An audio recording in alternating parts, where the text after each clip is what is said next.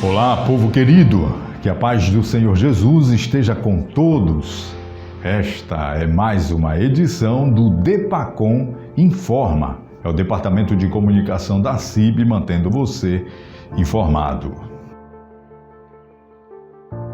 A União de Ministros Batistas Independentes realizou entre os dias 14 a 17 de março, em Caldas Novas, Goiás, o Retiro de Pastores UMB 2023, com o tema Vocação e Vocacionados. No evento, que reuniu ministros batistas independentes de todo o Brasil, aconteceu também a eleição da diretoria UMB para o biênio 2023-2024. A composição da diretoria ficou da seguinte forma: presidente, o pastor Paulo Giovanni; primeiro vice-presidente, o pastor Moisés Lopes; segundo vice-presidente, o pastor Antônio Moura; primeiro secretário ou secretária, a pastora Odila Souza; segundo secretário, o pastor Gessé Inácio; primeiro tesoureiro, tesoureira, a pastora Noemi Dêmico; segundo tesoureiro, o pastor Oséias Nunes. O retiro de pastores da UMB, que aconteceu em Caldas Novas, Goiás, nos dias 14 a 17 de março, ficou marcado pelo início da década teológica, que vai de 2023 a 2032. Na ocasião do encontro de ministros da nossa convenção, a Junta de Educação Teológica, a JET, exibiu um vídeo com o pastor Paulo Mendes, que representou a abertura do período comemorativo. A proposta da JET é celebrar os 70 anos de institucionalização da educação teológica no contexto denominacional, que ocorreu em 1953, quando se iniciou o Instituto Bíblico. O pastor Paulo Mendes destaca no vídeo o percurso histórico da educação teológica batista independente. Nós temos, na verdade, aqui dois momentos, de 1912 até 1952 e depois a partir de 1953. O trabalho batista independente, iniciado em 1912 com o missionário Eric Jansson, demorou de fato 40 anos para ter uma instituição teológica para a formação de pastores e líderes. O pastor Paulo também explica o motivo de dar ênfase ao ensino da teologia. Parece evidente que a educação teológica não só pertence à nossa história, como tem sido uma atividade relevante para o crescimento quantitativo e qualitativo de nossas igrejas, despertando em nosso contexto denominacional o sentimento de gratidão. O vídeo de abertura da década teológica completo está disponível no site cib.org.br/jet.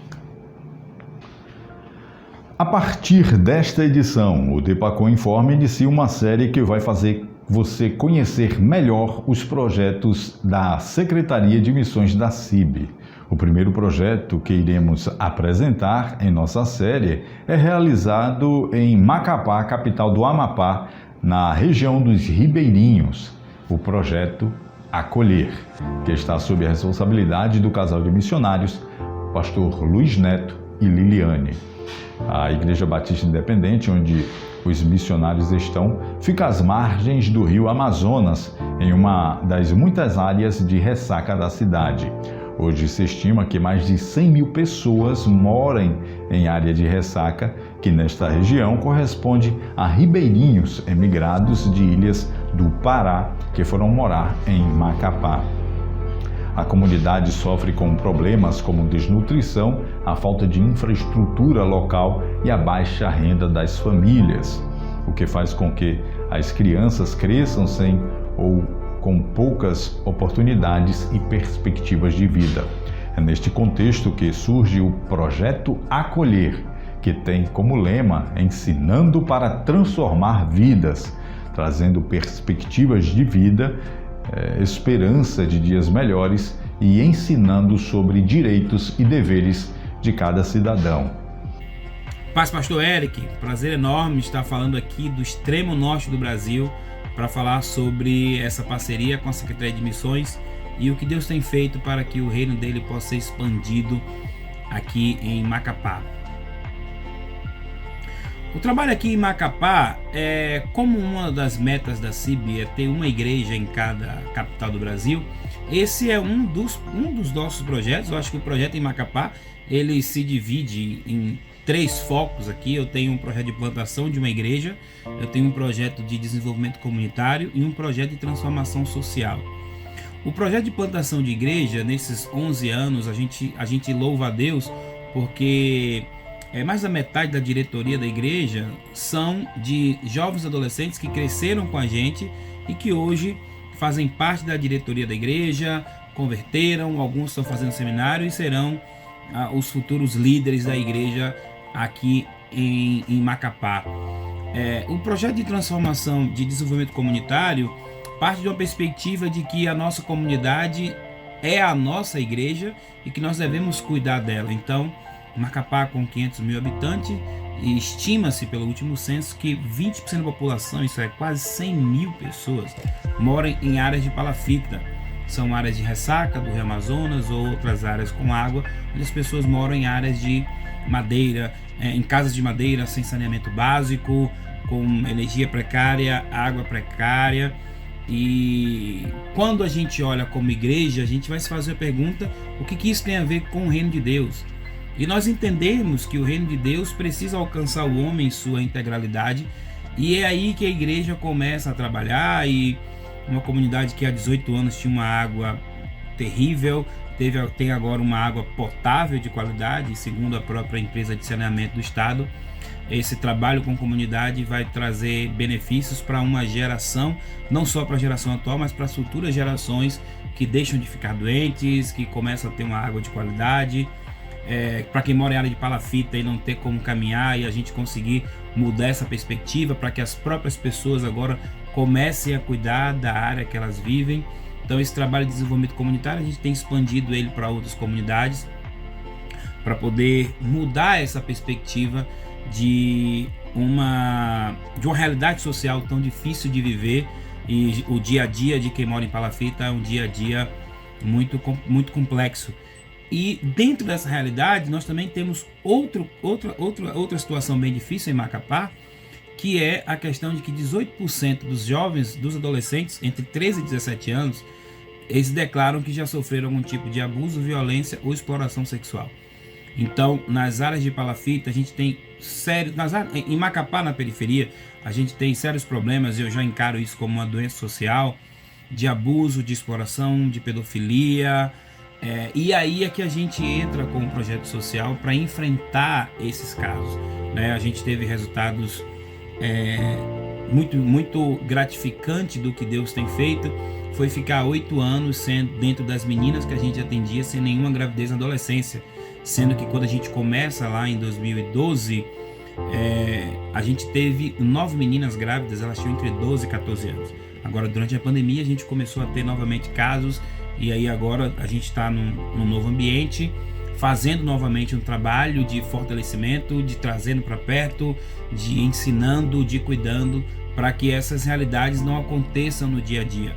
Então, o trabalho aqui em Macapá se divide nessa realidade: ter uma igreja plantada, e a gente tem uma igreja madura, talvez não uma igreja grande na perspectiva mais tradicional, apesar de que eu entendo que a comunidade que eu trabalho é a comunidade que eu pastoreio, e é ela que vai receber os benefícios do céu. É ali que o reino de Deus acontece, é ali que a igreja transforma aquela comunidade num pedacinho do céu, diminuindo os índices tão demoníacos e trazendo para uma realidade de reino de Deus, mudando a perspectiva das pessoas, que não vão mais esperar que as coisas se resolvam, mas que agora elas fazem parte dessa transformação comunitária, e protegendo crianças e adolescentes para que eles não se envolvam com droga, não se envolvam com...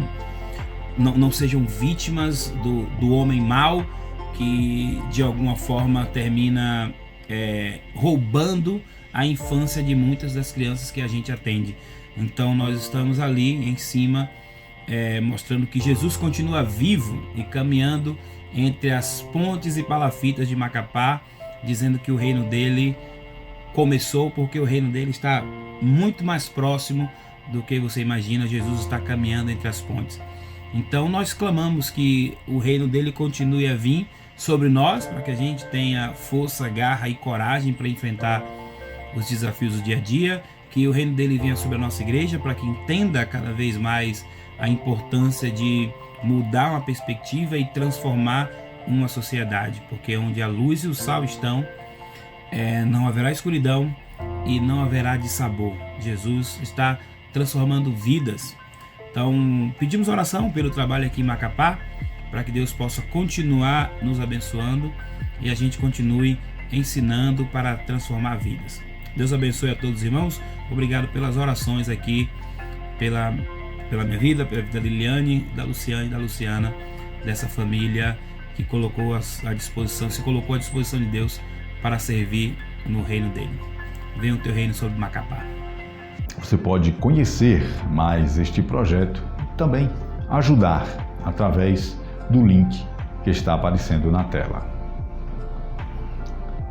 No dia 12 de março foi implantada em Florianópolis, capital de Santa Catarina, uma nova igreja batista independente, fruto do trabalho conjunto da CIB e CIBESC, em parceria com a CIBERGES e a Igreja Batista Independente Betel de Porto Alegre. O culto inaugural contou com a presença de muitos irmãos que celebraram com alegria e amor o nascimento deste novo campo missionário. A congregação do bairro Santa Felicidade, as igrejas batistas independentes de São José, de Biguaçu, de Joinville, a Igreja Betel de Porto Alegre e ainda os irmãos de Itajaí e Brusque, Santa Catarina e Jaguarão, Rio Grande do Sul. O pastor Ribamar, da Igreja Batista Independente de Joinville, ministrou a palavra de Deus e o pastor Wendel, da Igreja Batista Independente de São José, realizou a Santa Ceia. O pastor Gerson Machado é quem estará pastoreando este novo campo missionário. E ainda falando de Santa Catarina, mas agora no oeste do estado, a Igreja Batista Independente de Xanxerê, pastoreada pelo pastor Paulo Schutz, realizou neste mês o batismo e recebimento de novos membros. Ao todo, 3 irmãos desceram as águas, os irmãos Etos Benjamin, Luiz Henrique e Davi, e mais 6 foram recebidos como membros da igreja: Ana, Lisandra e Vera, Leandro, Adonias e Lucas. Na oportunidade, ainda foram incorporados ao grupo de diáconos mais 2 irmãos que agora passam a colaborar com os trabalhos da igreja: a irmã Iraci e o irmão Edmarcos. E assim chegamos no final desta edição do DEPACOM Informa. É o Departamento de Comunicação da CIB mantendo você informado. Fica com Deus e até a próxima, se assim Ele nos permitir.